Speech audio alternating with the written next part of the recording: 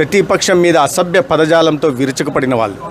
అకారణంగా అటువంటి వ్యక్తుల్ని చట్టపరంగా శిక్షించాల్సిన అవసరం వచ్చినప్పుడు, బాధితులు ఎవరైతే ఉన్నారో వాళ్ళు కేసులు పెట్టినప్పుడు ఏ ప్రభుత్వమైనా ఆ బాధితుల పక్షాన్ని నిలబడి ఇటువంటి చర్యలకు పాల్పడిన వాళ్ళని శిక్షించాలి. దాంట్లో భాగంగానే అరెస్టులు జరుగుతున్నాయి తప్పిస్తే గతంలో లాగా ఎక్కడ కూడా పొలిటికల్ వెండెటా అనేది ఇక్కడ లేదు. మీరు ఏ పేర్లు చూడండి, ఏమన్నా వీళ్ళందరూ జాతి నాయకులా, స్వతంత్ర సమర యోధులా, లేదా ప్రజల్లో ఏమన్నా మంచి చేసి పేరు గడించిన వాళ్ళ కాదు. ఎందుకయ్యా మీ మీద అరెస్టులు అంటే, ఈరోజు నిన్న అరెస్ట్ అయిన వ్యక్తి పేరు కూడా చూడండి, ఎటువంటి పదజాలం వాడేవాడైనా వినడానికి కూడా ఇబ్బందిగా ఉండేది. అటువంటి టీవీలో కూర్చొని రోజు ఒకవైపు చంద్రబాబు నాయుడు గారి మీద, లోకేష్ గారి మీద, పవన్ కళ్యాణ్ గారి మీద అటువంటి అసభ్య పదజాలాన్ని వాడేవారు.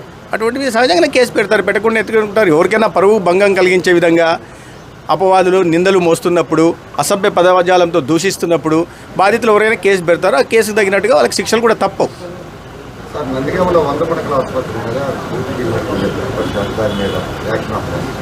నందిగామలో 100 పడకల ఆసుపత్రి 5 సంవత్సరాల నుంచి రానియకుండా ఆపారు.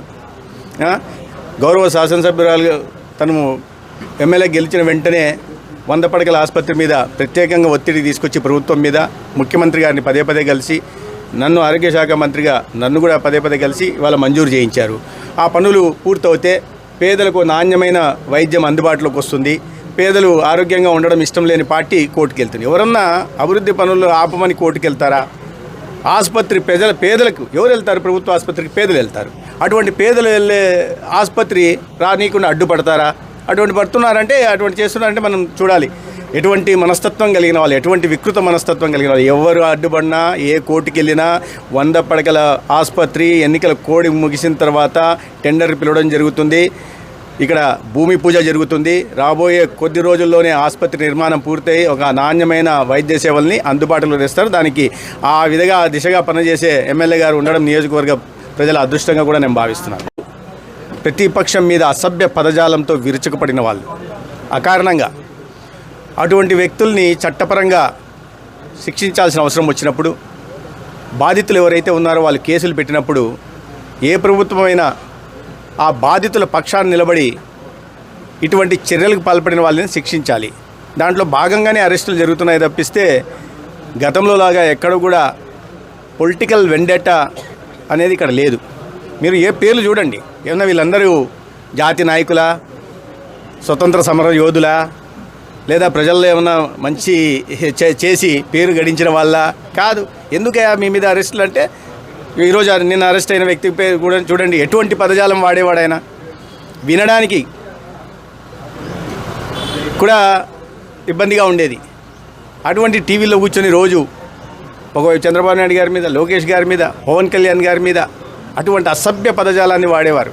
అటువంటివి సహజంగానే కేసు పెడతారు, పెట్టకుండా ఎత్తుకుంటారు. ఎవరికైనా పరువు భంగం కలిగించే విధంగా అపవాదులు నిందలు మోస్తున్నప్పుడు, అసభ్య పదజాలంతో దూషిస్తున్నప్పుడు బాధితులు ఎవరైనా కేసు పెడతారో ఆ కేసుకు తగినట్టుగా వాళ్ళకి శిక్షలు కూడా తప్పవు.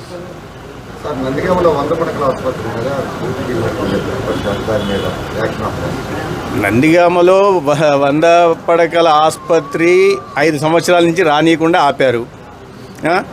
గౌరవ శాసనసభ్యురాలు తను ఎమ్మెల్యే గెలిచిన వెంటనే 100 పడకల ఆసుపత్రి మీద ప్రత్యేకంగా ఒత్తిడి తీసుకొచ్చి ప్రభుత్వం మీద ముఖ్యమంత్రి గారిని పదే పదే కలిసి, నన్ను ఆరోగ్య శాఖ మంత్రిగా నన్ను కూడా పదే పదే కలిసి వాళ్ళ మంజూరు చేయించారు. ఆ పనులు పూర్తవుతే పేదలకు నాణ్యమైన వైద్యం అందుబాటులోకి వస్తుంది. పేదలు ఆరోగ్యంగా ఉండడం ఇష్టం లేని పార్టీ కోర్టుకు వెళ్తుంది. ఎవరన్నా అభివృద్ధి పనులు ఆపమని కోర్టుకు వెళ్తారా? ఆసుపత్రి పేదలకు ఎవరు వెళ్తారు? ప్రభుత్వ ఆసుపత్రికి పేదలు వెళ్తారు. అటువంటి పేదలు వెళ్ళే ఆసుపత్రి రానీయకుండా అడ్డుపడతారా?